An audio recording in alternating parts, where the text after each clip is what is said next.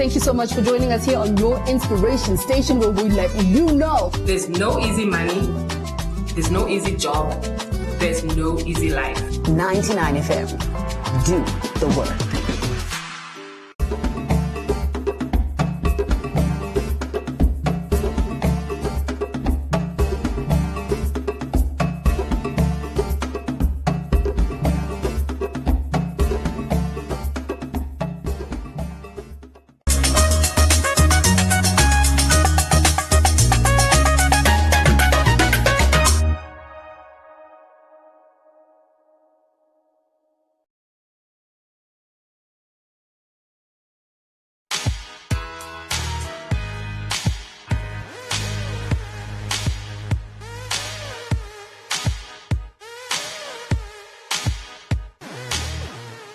Some people just don't care, ne?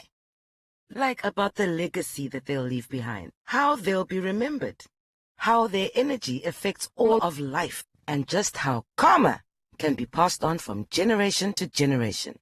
When incidents of racism rear their ugly heads, most Namibians distance themselves and hopefully retreat to a place of introspection. Leonard Mupurua and his friends decided to have lunch at a lodge in Ocho and found themselves outnumbered as people of color. A rugby match was on the television screen, and they ended up in the hospital. Here is his version of events.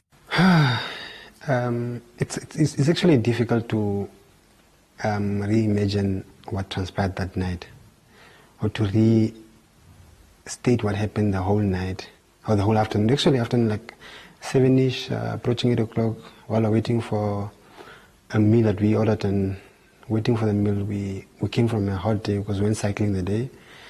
We're sitting there, we actually walked in, but you could feel the tension when we walked in that somebody already made a statement and say, what are these things looking for here? With reference to that, it was just a statement out there. It was not directed to us. And we thought maybe, it's maybe an ongoing conversation that we just found halfway. We sat down, we ordered what we ordered from the lady. I think there was also prior other orders in terms of the food, so we had to wait like 40-45 minutes for the food to get ready. So in the midst of this thing, we were waiting for our food, and then there were remarks going on, like, so in that instant, we were fortunate also to witness the Springbok playing the Lions. I think it's the Irish or British Lions that were playing against the Springboks. So when the game started, so you see there's a few entrants that they do with South African teams, like the Zulu guys with the Zulu outfit, 2 black ladies wearing black. I think those who watch rugby would remember this. 2 black ladies wearing black, looking up in the sky and singing the South African anthem. And then one white guy there makes a remark to say, no, why do these black things look up there? As in a frek, a rakel, a flea, and flare mesa. And I was so shocked, like, could somebody really say that to someone? It's fine. Then we ignored. I was with a friend of mine, he said, no. And then the rest of the crowd started laughing so loud. And you're like, oh, it has nothing to do with that, it's fine, let's continue. And then Sia, the captain of the Springbok team, appears there. And then the other one makes a statement to say again, yes, I like no fast ham up. And we're like, no guys, man. We still ignored the statement. So now this guy with the Zulu outfit came, you know, the chestless with that, with the I think it's a zebra or something, and that African attire. He walks in like with a sword or something. Another guy makes a statement to say, "Leki kan a goeie grafwerker wees." And I was so traumatized. I started shivering because I'm waiting for it to be directed, maybe to me. So we'll see how. We ordered our food, waiting for our food, we're having drinks, we're having chats. So eventually it got to halftime. So while me and my folk are chatting here, this white guy turns around and says, no mujale style belief on your ras. And like, then I even said, no, these are all black, you can't even style maki. If you can't hear what you want to listen to, you can must have volume here over the radio over the TV. And like, okay. So, but you can hear Jajale Peortis on Jalepo Biane. So it was very low in its tone, but I heard it. Then that's why it all started, because there's a video circulating in the media that where you can tell people are saying, no, why are you calling us baboons, what. Baboon, you know what is a baboon? Baboons cannot even talk for that matter. So in that instance, it got a bit heated up, and then also made a statement to say, why would Flee and Fleer a van? If you're using Fleer and Flee, and the sad thing for me was, you are wearing a Springbok jersey, but the person who's doing the job for you, you're not supporting him. It's inhuman. You don't belong here. And then there's a guy I respected so much. This also in the crowd. He's I don't know whether I must mention his name or not. He owns a pharmacy in Ocho. There comes a remark from his corner where he's sitting, and then I even pointed out to him that Meneer Liebenberg, ni jay edi vet mensene. Miskin di mesa de gikeni mani jay ni. As a believe Meneer. There's witnesses, there's two ladies that are in Ocho. One is Senti and the other one is Nancy. They even work with his health factor and everything to do with health. Some of them work at the hospital. Cindy and Nancy could also witness me saying, Meneer Liebenberg, you can't even make yourself an element. You work with this start. And these same black people are the ones that are your market. And then he comes to me, he tells me, you are poor, you are worthless, you jelebeorti is only Popian van waar jullie kom, jal of wat ze plek gaan terug. There's also a guy there, his name, they were saying, his name I think is Gert Lompard. He has the audacity to come to our table where we're sitting and come puffs and tells us this is how baboons and varken, I think this is how they carry themselves. So that's why it got heated up now. It was no back and forth, you black, you white, you understand. And this Liebenberg guy, to date, I'm so not disappointed per se, and also this whole thing is not for me, because while I was sitting there was a remark made that Wengi Komchimi Adop, I think Wengi Komchimi Adop is the lady behind the counter who's serving these people. And I've been in Ocho for 8 months now. I've seen it coming. It was not done to me, but I've seen it coming. Wake up in the morning, walking to my business, day-to-day business, see a dog in front, two white guys at the back, two black guys at the back of the car. You come to a shop where I always dine. They tell me, no, the other lady was not here, he's no more here. I'm asking her, what's happening? No, he's high and fire here. You can't question these things. So all short and well, we with this heated up argument, we started moving out of the venue now, because we paid our food, we are leaving now. So there's now white ladies, by white men involved as well, swearing, massive, what. So we're exchanging stuff now. Now we got to a point where one lady also tried punching me on my chest, and he got heated that the. So now all the white guys retaliated, like they were attacking us, and we only 2 guys. I think there were about 6 or 7 guys. So it got really so fast, and then the commotion was so fast that we had to run out of the venue, because if we had stayed there longer, it could have been worse. We don't know what could have been the outcome today, whether I could have been here making this statement. And then and then luckily there's a guy I called who lives in Ocho, and I told him, no, there's an issue here, we could be outnumbered and we could be injured. Can you please make a plane and come here? I think his name is Rian, he works at the Ocho municipality. So I think the response also saved our day. These things can't happen in Namibia. We're living in a democratic space. And staying in democratic space is fine, you have your private residence where you can make laws behind doors. But if you have a public place where people are allowed to come, you must also practice the culture of saying we must learn to live together, even if we have our differences from where we come from. I called Mr. Liebenberg to ask him to share his version of events, and he declined to comment on account of this now being a police investigation.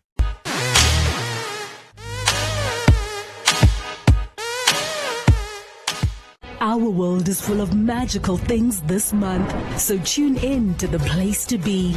Like blasts of wickedness, but only in the name of justice. The power to end a war will cost this young prince the only life he has. And every family has their demons, but these Hellstrom tricks will blow your mind. Come one, come all, and see the magic of GoTV this August. I'll find a way. GoTV, love it.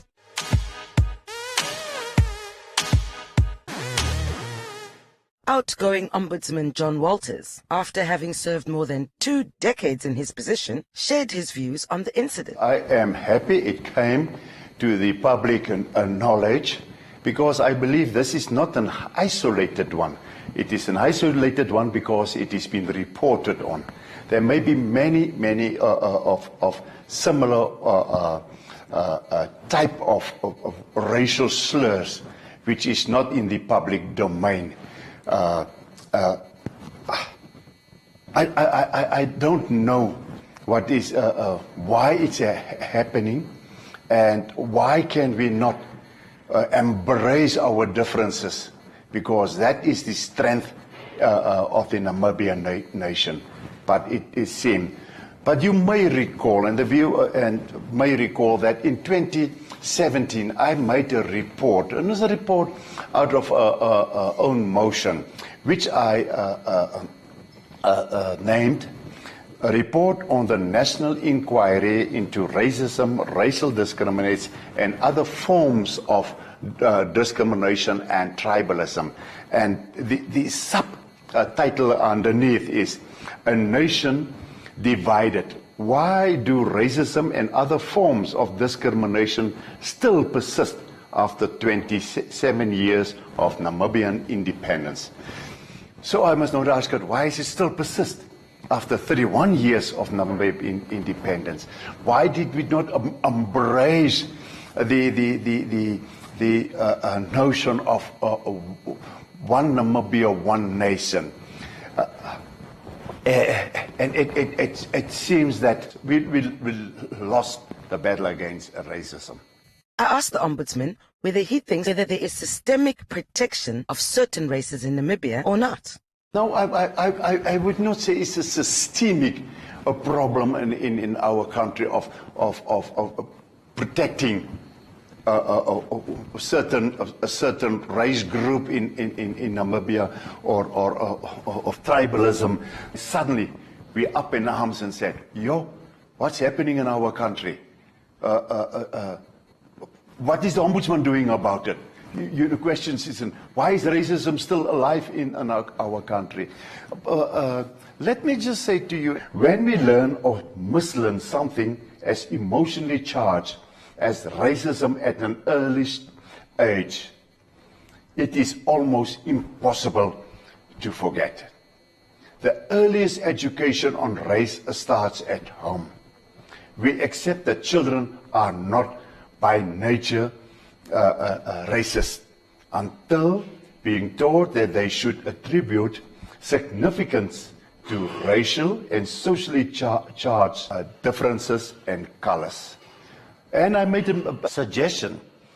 We are convinced that the integration of human rights education and teaching into education can ensure that racial prejudice and intolerance are successfully combated in children when they are in school and out of school, unquote. I believe there's truth in that, what I've quoted and said in the report in 2017. I asked Ombudsman John Walters what changes his report has inspired since it was published in 2017. This report was submitted to the National Assembly in the same month of October 2017 as a special report, and in the next year, in January, February 2018, I sent the report with my recommendations, under cover of a letter to each of the relevant or responsible ministers, asking them to inform me within 6 months how did they implement, or how they intend to implement my recommendations. Ministry of Education responded in some way. But what I learned from the Prime Minister at the time, she informed me that after a discussion with all the relevant stakeholders and persons, ministries, they will make a collective response on my report. I did not receive it up till now. And my legislation only empowers me to make recommendations on what I have, on my findings. I cannot enforce my recommendations, and my recommendations does not have the force of law. I have to, the Ombudsman is dependent on the goodwill, the sense of responsibility, the will to change what the Ombudsman found is wrong into positives. I asked how it makes him feel to be a recommender when very little or no action is actually taken by government. Ma'am, that is the work of the Ombudsman. And I have to live with during the past years, and I lived with it for the past 17 years, that my recommendations are ignored. My reports on the activities of what I have done and in my office and my colleagues, and we did a tremendous good job during the past years on addressing maladministration by receiving the complaints, human rights, and the environment, especially how the city council and other local authorities manage solid and local waste. I hope my successor will have better success in the implementation of his or her recommendations.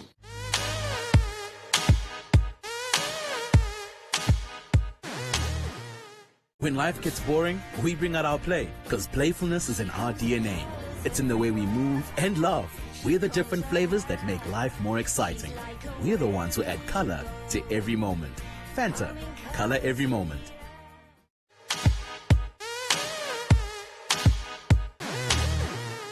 Video evidence of an allegedly racially motivated altercation that turned violent in Ocho was shared across social media platforms, and once again scratched at the scabs of the apparent hatred that exists in the hearts of some.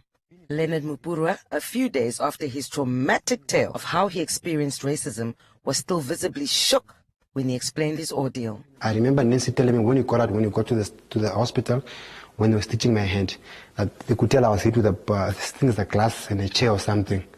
So it got very, it was so fast, I can't tell what exactly happened. But I could feel the pain after the whole thing. Like my back was aching, my head was aching, but then the lady could tell, no, this and this is what happened to you. But it was not, it's like minor injuries, but then I'm really, really traumatized by how the person has the audacity to call you a monkey, and in the same instance, laugh about it. It's so loud, and I think it's on some of the footages that this lady recorded. I think it's also one of the evidence we have that really has saved us in terms of providing limited evidence to what has transpired at that certain venue. And also the venue could be in the limelight now, which is where the thing transpired. But then also these white guys that were there should also be addressed, because we can't be addressing the venue only, while the venue has nothing to do with the racial remarks. The racial remarks were made by specific people that we identified even in our police report.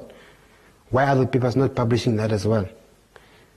Spoken to these people, they are telling me, no, some of these things can be published because we need to consult the whereabouts of these white people, what their statements are. If I say you did this to me, let the law take it up with me, because I mentioned the specific name of the individual. But you're not publishing that name that I'm telling you to publish.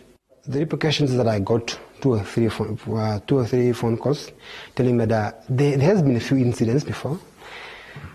So this incident I'm referring to, there was an incident where there was also a fist fight between a white guy and a black guy, where this guy was plained, he was isolated, he got shot, he got injured, where there's no cameras, where there's nobody. But the fortunate part that you can never do things in the dark and they can't come out in the light.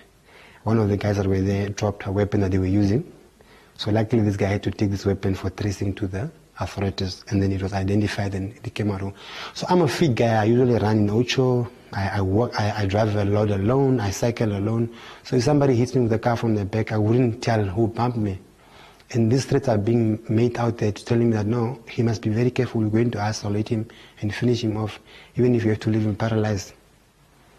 How do I live in Namibia like that? So the racial aspect is it's also a very, very individual aspect if you look at this thing at large. There's 2 or 3 fine white guys in Ocho that you have a relationship with, but then the rest, they have like also certain underground groups, underground societies that they are just white. They don't want to associate with any black person. And I've seen this thing that they only associate with you if it's in their interest. Clearly, if a guy from the pharmacy is telling me I'm worthless, I'm poor, where do I have to go buy my COVID scorpion things that people are inhaling and are using for COVID now? So if he has to poison that and want to kill the whole black community in Ocho, how do you stop him from doing that? It's unacceptable. And you expect me to go back to Ocho to go do what? Because so if I see any white guy, he's going to tell me, no, there he is, let's attack him or let's do whatever to him. I'm not going to say I'm going to live in fear. I'm in a free Namibia. But I'm just putting it out there so you know that if anything happens, then you know. And there's no evidence or proof of me not being here anymore, whatever the case might be. You can relate to what I've said today. And this is not only for Ocho, it's this whole, even it's an international thing that we're looking at. Because it's not only in Ocho where you find white people. We find white people in Madagascar, in Kenya, in South Africa, in Botswana, wherever. But this can't be continuing like this. I'm also not speaking on my behalf alone because I won't be silent by these small white pathetic guys. Because what they're doing now, if a lady behind the counter is being called a wingy tonight and tomorrow she says, no, boss, Peter Michael called me a puppy yesterday. He's just going to laugh at it and say, no, you know, my Messi was wrong. Because this girl is being fed by, you can't cut off the hand that fits you. You have to live with this. I asked Leonard to share his message to the nation following his experience. It's painful for me. But also, I couldn't understand. How do you wear a South African jersey? But the person doing the South African job for you is a baboon to you. He looks like he doesn't need to play rugby. He must either go mop the floors or work on your farm with a spade. And if I make a remark to say, how can flies and flare mesa beat those white guys that you think you are white and you are better than us, why should it be an issue to you? Huh? And then you are telling me, it's so sad I can't even express myself now. But the racism aspect shouldn't be tolerated at all. And now that I'm a victim and my face is here on the media, I've never been on the front page of a newspaper in my life. I never thought I could make it to the front page before. Maybe I must also cut it and put it in my house. And my son one day when he's old, he can see this thing. I have a son to raise. Now I must live in fear there. I can't even go cycle. I can't even do whatever I want to do. Because I'm attacked. So this is just awareness to the whole Namibian community. And also, I'm also certain that some of our white leadership is not here for us. Their interest is only within what they benefit for their stomachs and whatever the case might be. If we have to start over, we'll start over with young people. Even if a 19-year-old person can do the job, give him the job. Because he still has 50 years to do the job. If the authority has made it to a point that some of these things apparently must be addressed between A and B, when does justice get served? So this white person is going to say, no, take it 2,000. Or whatever. What do you mean by some of these things must be addressed between A and B? And these are the things that are also tarnishing the principles of human rights. Because if this thing continues with the next black person, I want them to know that every white person working on this earth, every black person working on this earth, has the right to human rights. And no other white person has the right to tell them, no, you are a baboon. It's fine. I don't care being called a baboon. But for me, it's traumatizing that you have the audacity to rub shoulders with a baboon and take the baboon's money. Why don't you put there on your sticker, what is on the shop, wherever your services are? Like, we don't take money from baboons or money from black people. Huh? So anything that interests you is how you only do things for your own interest. That's unethical. You don't even belong here. And you are white, you have the audacity to tell me, no, I don't belong here, I'm poor, I'm worthless. Huh? No, the statement to the whole nation at large or international, wherever. And let's just learn to live together. Please no terrorism, it won't take us anywhere. And also I'm telling you this looting stuff and what that is happening next door here. It's because of frustration. If it was a different country where I think that one of those venues could have been burned down today. That's why you see people doing mob justice and what. Frustration is like a ticking bomb. And the only day when a white person dies because of racial attacks or whatever, then racism in these small towns like counties, then you see it in CCN or this BBC or all these bigger broadcasting corporations. But now that it's a black boy from Ocho, or black boy from where, it's fine. But I'm telling you now, keep it on the record that if it was a white person attacked by even two ladies, you would have had to end. You couldn't have even thought about being a black person. The things they would say about black people. But oh well, we must entertain the fact that maybe white supremacy is also there. But it's not going to happen to me or any fellow person that I know. If you know, just tell me, we can mobilize it or whatever the case may be. But I think my life is in threat. Not threat per se. Let me live my life. But so you just know that it's out there, that when something happens to me, so you know it's on record. And with that, it's a wrap. Thanks for watching.